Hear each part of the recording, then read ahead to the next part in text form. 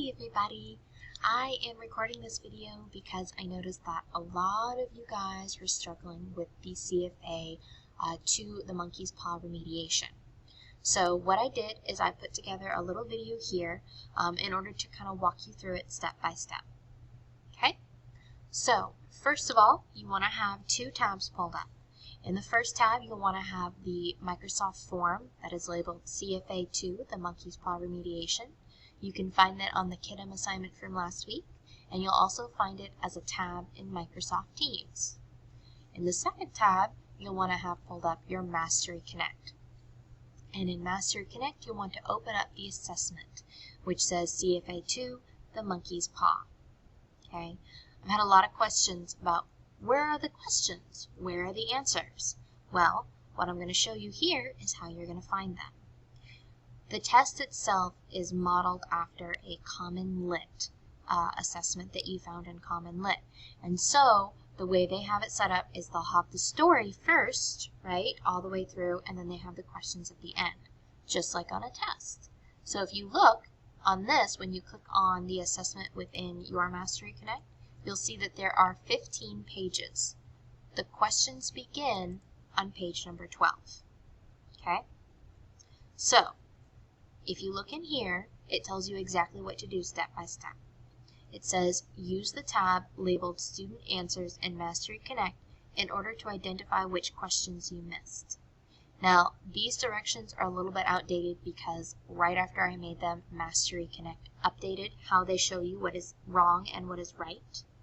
But if on where it says Student Answers, that's the tab you'll find your answers, if it shows you that the answer choice is in red, that means you missed it. For each one that you miss, you want to mark the correct answer for each one that you missed. Then, for each question that you missed, you're going to explain why the correct answer is correct. Okay? So let's say you missed number 1. Okay? Number 1 says, which statement best expresses the theme of the story? Okay? When you're looking at your copy, you'll see that the answer to number 1 is B, as in boy. Okay? Now, when you look at B as in boy here on the page, in the questions, it says, ignoring the wisdom and experience of others can lead to terrible consequences. Okay, how is that shown throughout the story? Well, let's think about it. In the monkey's paw, we have a family, the White family, right? Mr. and Mrs. White invite a young soldier and an elderly gentleman into their home, and one of them has the monkey's paw. And they notice he has it in his hand, and they notice that he throws it into the fire. They immediately have questions. Why are you throwing this into the fire? He tells them that this is a magical paw that allows you to make 3 wishes. But one of the direct quotes that he says is, he says, I threw it on the fire. If you keep it, don't blame me for what happens. Pitch it on the fire again like a sensible man. So this person very clearly tells them, this is not a good idea. Do not use this monkey's paw.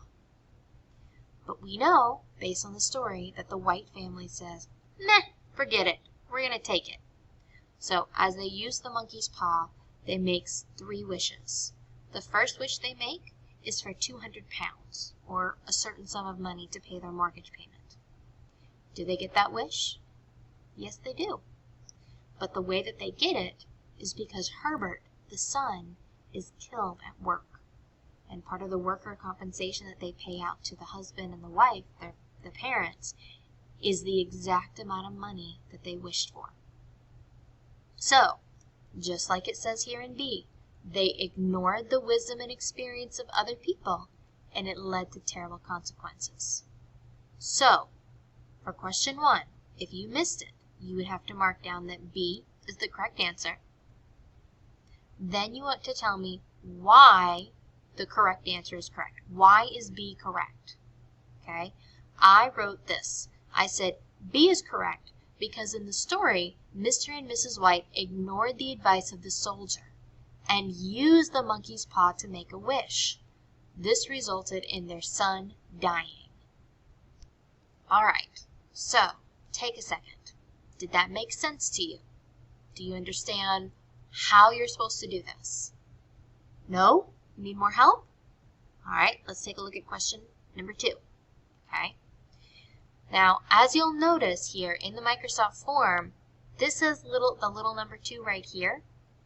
But, as you can see, very clearly labeled in all capital letters, question number 2 is right here.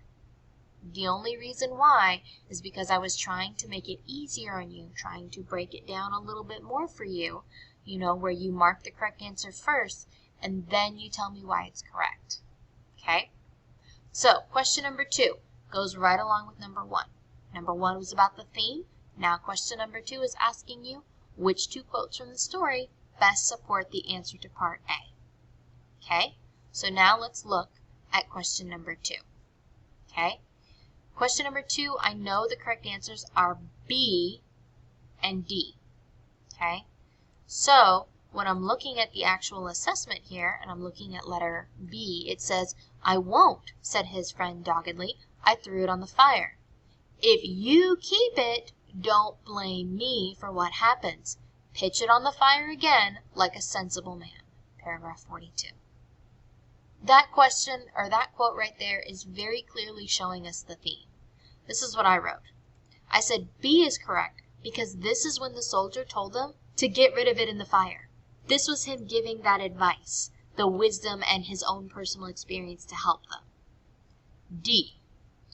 Mr. White dropped his wife's hand, and rising to his feet, gazed with a look of horror at his visitor. His dry lips shaped the words. "How much?" 200 pounds was the answer. Paragraphs 93 and 94. So this is the moment in the story where they realize they got the exact amount of money that they wished for. But at what cost? Their son died. So, I said D is correct because this is when they realized that they got their wish for the money after their son had died. Okay? So now, as you can see, I very clearly, if I missed number 1, I marked the correct answer for number 1. I also explained why that answer is correct, and I used stuff that's happening in the story to back up my answer.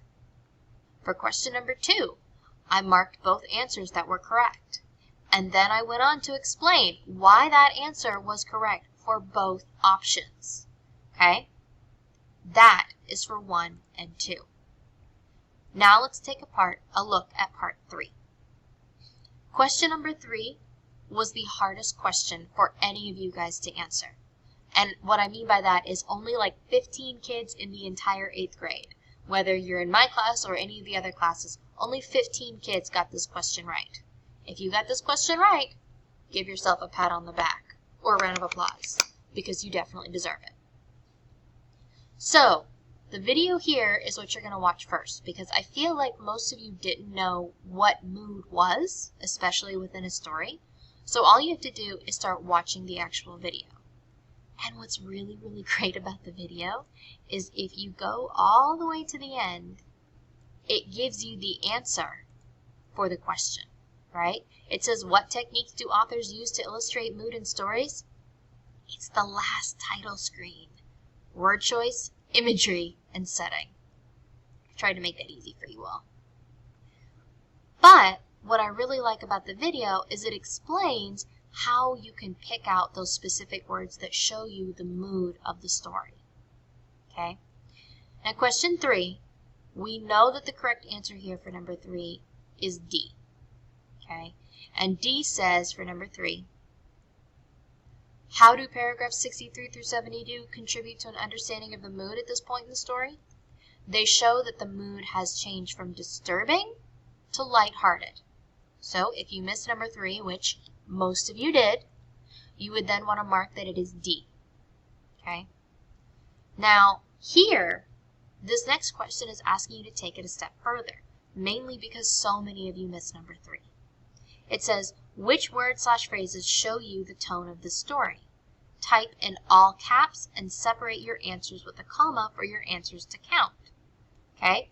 I literally have copied out all of paragraphs 63 through 72 here. Your job is to find specific words and phrases that show you the mood. So for example, if we know, according to D, that it starts out as disturbing, we'd want to look here in these paragraphs to show us where it seems disturbing or kind of creepy, you know? The phrases that I pulled out were here in paragraph 65. It said, he sat alone in the darkness, gazing at the dying fire and seeing faces in it. The last face was so horrible and so simian that he gazed at it in amazement. It got so vivid that, with a little uneasy laugh, he felt on the table for a glass containing a little water to throw over it. His hand grasped the monkey's paw, and with a little shiver, he wiped his hand on his coat and went up to bed. So some of the key phrases, I wrote the dying fire, horrible, uneasy laugh, okay? These phrases, as you can see, I typed in all capital letters and I separated them by a comma. Now, it goes from disturbing to lighthearted. So look here at paragraph 66 and see how it changes. It says, in the brightness of the wintry sun next morning, as it streamed over the breakfast table, Herbert laughed at his fears.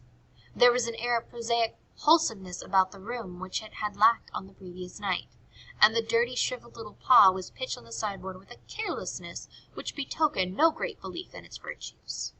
So here, again, I see some words that show how it's now lighthearted. Keywords, brightness, laughed, wholesomeness. And again, I have typed these in all caps and separated them by a comma. Now, question 4. If you miss question 4, again, it's asking you which two details best support the answer to part A. And if we look at our little answer key in your tab, it's labeled item analysis. We see the correct answer is A and B. Okay? Now let's look at what it says here on question 4 for A. It says, the last face for A was so horrible and so simian that he gazed at it in amazement. That sound familiar? A, I wrote, is correct because it describes how horrible the face was, which is very disturbing, aka part of the mood. Now B. B says, as sunlight streamed over the breakfast table, Herbert laughed at his fears. Okay, so again, that's picking up on those same key words we just pulled out. B is correct because it shows how the characters are laughing, which is light-hearted. Goes directly with the tone. All right, I have now gone through questions 1 through 4 with you on the CFA remediation. Do you understand now how to do your remediation? I really, really hope that you do. If you still have any questions, any concerns, please, please do not hesitate to email me, to text me, to call me, because that is what I am here for. Okay? All right. I love you guys. I hope you have a good rest of your day. Bye, everyone.